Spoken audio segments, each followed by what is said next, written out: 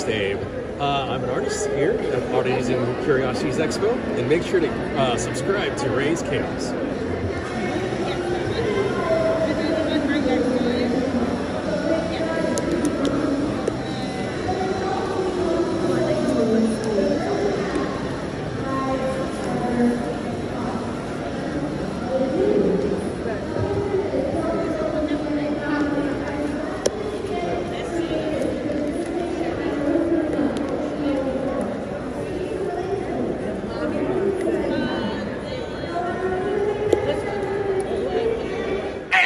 Welcome back, everybody. My name is Raze Chaos. You've made it back to my channel on a Wednesday. It's a Wednesday. You gotta love the Wednesday. Though not necessarily the Addams Family Wednesday. I mean, yes, I love her, but yeah, we've got it's the day. It is actually Wednesday, and Wednesday around here means New Comic Book Day, and Raze has got a new comic book to show you guys off today, and he is so excited to do so, because we have the Unbeatable Squirrel Girl number 6? 4 or 6? I don't remember which. Whatever it says in the title is exactly which one it is. So, yeah, this is some intense information you're getting here. So we're gonna put this guy away and we're gonna talk Squirrel Girl. So yes, we've got Squirrel Girl here. She is a character that came out not I want to say the early to mid 80s. She was kind of made as a joke character in Iron Man, where she just kind of pops out and offers to basically be the sidekick to Iron Man, and Iron Man's kind of like, okay, what can you do, you weird looking little person? And she says, well, I've got the proportionate strength of a squirrel, and I can command squirrels, and I can talk to squirrels, and yeah, and I can bite really hard. And yeah, Iron Man was like, I don't think so. And upon leaving and everything, Dr. Doom shows up and ambushes Iron Man. And who comes to the rescue but Squirrel Girl and an army of squirrels, where she defeats him. And then she and Iron Man part ways. And that kind of lays out exactly the way Squirrel Girl kind of has gone. She's called Unbeatable for a reason.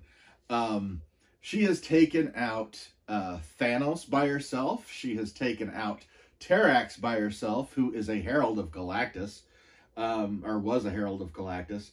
And even convinced Galactus not to come and eat Earth at one point.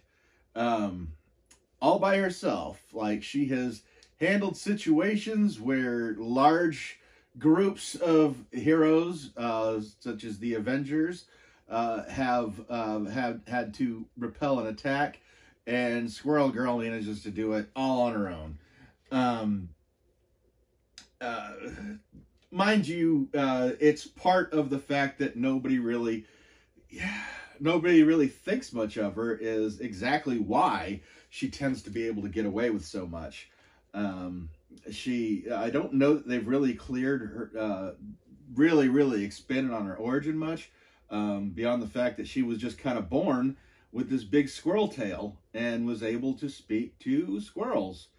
And, yeah, I mean, it's one of those books that's really fun to read. You just kind of read it and you get a kick out of it because she can hear squirrels. And, I mean, come on. Squirrels are everywhere. And she can hear them all chattering all at once. And, yeah, she gets distracted when she can, because a lot of times she can hear the squirrels when nobody else can. And, yeah, they're all chattering amongst each other, and gets a bit distracting. And this is a great representation of the cover of her holding the pose which is actually absolutely perfect.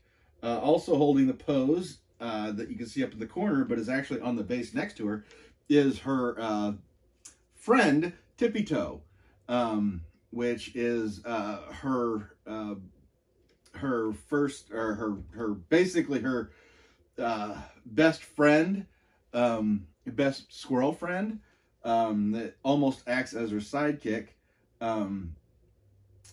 She refuses to call Tippy Toe. Well, I don't remember if she refuses to call Tippy Toe the sidekick, or if Tippy Toe refuses to answer to that. But either way, it's a lot of fun, and it's an absolutely great cover, and she is definitely one that is worthy of that. I saw a video not long ago that was talking about Squirrel Girl, that actually said that there was absolutely no chance of her showing up in the MCU. Now, I beg to differ. I think that we will see Squirrel Girl. Kind of surprised we didn't see her in the Marvels, because she kind of would have fit seamlessly into that little bit. But she has, at one point, she was Luke Cage and Jessica Jones' nanny. So the fact that they're bringing back the Netflix shows, yeah, if they're going to have that, if she's going to be, they could easily slide her in there. The Netflix MCU shows that they have basically brought back in and kind of backdoored into the MCU. Yeah, it's very easy to get her in there. She's been on the Avengers. She's been a member of the Avengers, and she's been on a couple of the other teams. And just the fact that she is so, I mean, she basically is like a squirrel. She just kind of shows up, and she kind of goes wherever she wants. And that's a very, very strong attribute, and it's really easy to slide her in anywhere. And honestly, I do believe that she popped up a lot in the Deadpool series, which she could easily show up in that. Even though while she is somewhat of a comedic character, or she's basically treated as a comedic character, she is geared towards a younger, more Gen Z audience. If you read her stuff, you see that she is social media quite a bit, and a lot more than a lot of us older folks, I guess you'd say. But yeah, she adapts well to that, especially when you've got like a little squirrel buddy that can take pictures of you while you're doing your thing, or a squirrel buddy that can take selfies of himself while he's doing that. But anyway, she is definitely one worth checking out. This is definitely a worthy addition to the collection.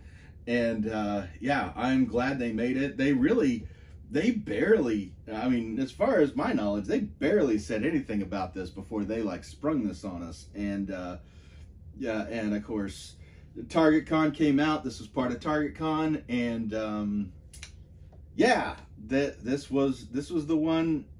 This is the easier one to get, to be honest. I mean, one of the other covers is kind of like, oh, you're not going to find this anywhere. This one definitely should have been just as desired. In all honesty, it's a great cover, great character, and if you haven't read her, you absolutely should at least give her a check, because even the smallest story is going to be worth checking out. And if the desire is within you, it will come out in a single story. I guarantee it. So yeah, totally check this out. Never write off the little guy, because that's exactly what Squirrel Girl banks on. And just a reminder, I have all of my comic book covers in a playlist. And I come at you every Wednesday with, or not every Wednesday I have one. I come at you with a comic book cover, and I get them as they come out. And you know, as I get them, I bring them out on a Wednesday to share them with the masses. So check this one out. Check out another one if you have enjoyed this. Let me know if you know Squirrel Girl, if you've checked out Squirrel Girl before, and tell me what you thought. I mean, she's a very entertaining read at the very least. So I'm going to get out of here now, and never forget that life is full of odd moments, and you never know when you're going to be defined.